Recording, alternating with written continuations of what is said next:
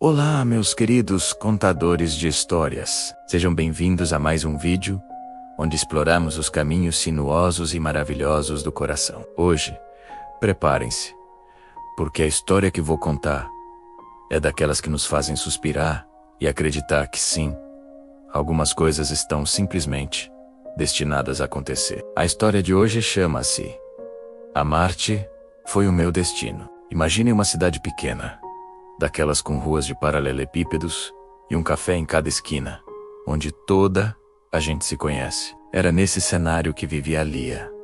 Lia era uma artista, uma sonhadora, que pintava em aguarelas as cores dos seus sentimentos. Mas ultimamente, a sua paleta parecia ter apenas tons de cinzento. Ela sentia que faltava algo, uma cor vibrante, que ela não conseguia encontrar nem misturar. Do outro lado da cidade, vivia o Miguel. Miguel era um escritor, um homem que brincava com as palavras para construir mundos, mas que se sentia preso no seu próprio. Ele escrevia sobre grandes aventuras e amores épicos, mas a sua vida era uma rotina monótona, entre o seu apartamento e a biblioteca local. Ele ansiava por um personagem real, uma musa que desse vida às suas páginas em branco. O destino, esse grande autor de enredos, começou a mover as suas peças. Um dia, a avó de Lia deu-lhe um livro antigo, com a capa de couro gasta e páginas amareladas. Este livro pertenceu ao teu avô,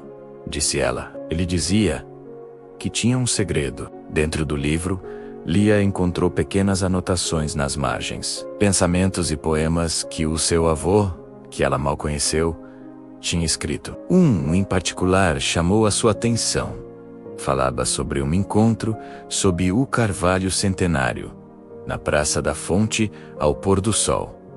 Lia ficou fascinada. A Praça da Fonte era o coração da cidade. Movida por uma curiosidade inexplicável, ela decidiu ir até lá ao entardecer, levando seu caderno de esboços. Talvez o lugar a inspirasse. En quanto isso, Miguel estava na biblioteca a pesquisar para o seu novo romance. Ele procurava lendas locais e encontrou uma referência a um antigo ritual de escritores. Dizia-se que para encontrar a inspiração perdida, deviam sentar-se sob o carvalho centenário da Praça da Fonte e ler um poema em voz alta ao pôr do sol. Miguel, cético mas desesperado, achou que não tinha nada a perder. Copiou um poema que o tocou profundamente e dirigiu-se à praça. E então, o momento mágico aconteceu. O sol começava a descer no horizonte, pintando o céu com tons de laranja, rosa e dourado.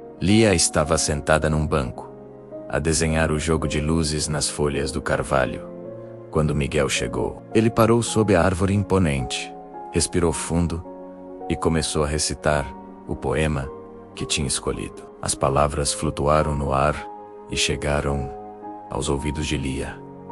Ela reconhetou-as de imediato. Eram as mesmas palavras do poema que o seu avô tinha escrito no livro antigo. O seu coração deu um salto. Ela olhou para o estranho sob a árvore, o seu rosto iluminado pela luz dourada, a sua voz cheia de uma emoção que ecoava na sua própria alma. Quando Miguel terminou, o silêncio instalou-se, quebrado apenas pelo som suave da fonte. Lia levantou-se e aproximou-se timidamente. Esse poema, começou ela, com a voz a tremer um pouco.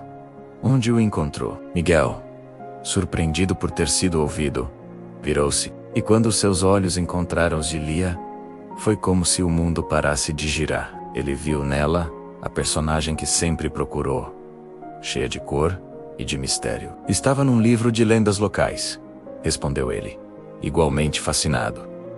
E você? Lia abriu o livro do seu avô e mostrou-lhe a página com um poema manuscrito.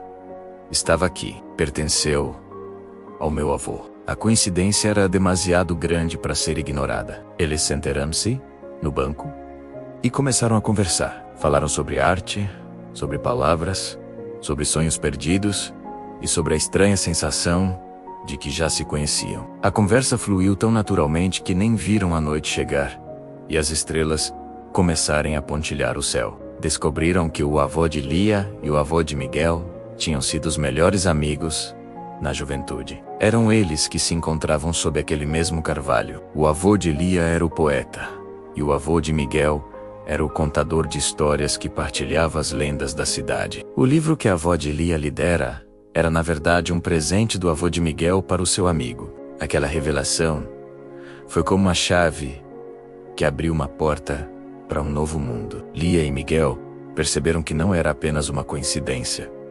Era um legado. Era um eco de uma amizade antiga que os tinha unido décadas depois. A partir daquele dia, eles nunca mais se separaram. Miguel encontrou a sua musa. As suas palavras ganharam cor, vida e paix. Ele escreveu a mais bela história de amor, inspirada na rapariga que pintava sentimentos. E Lia encontrou a sua cor vibrante. O cinzento desapareceu da sua paleta, substituído por vermelhos apaixonados, azuis profundos e amarelos cheios de alegria.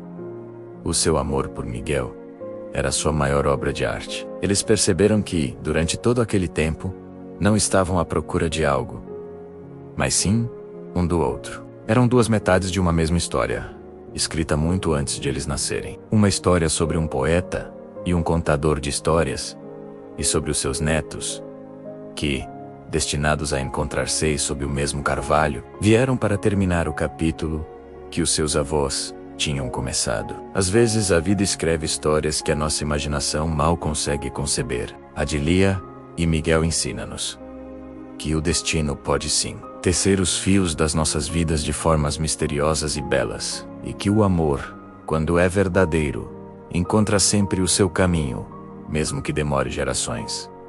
Amar-te foi, de facto, o destino deles. E assim termina a nossa história de hoje.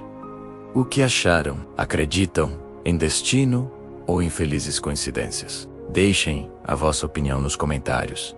Eu adoro ler o que vocês pensam. Se esta história tocou o vosso coração, não se esqueçam de deixar um like, partilhar com alguém especial e, claro, subscrever o canal para não perderem nenhuma das nossas próximas viagens pelo mundo dos sentimentos. Muito obrigado pela vossa companhia e até a próxima história.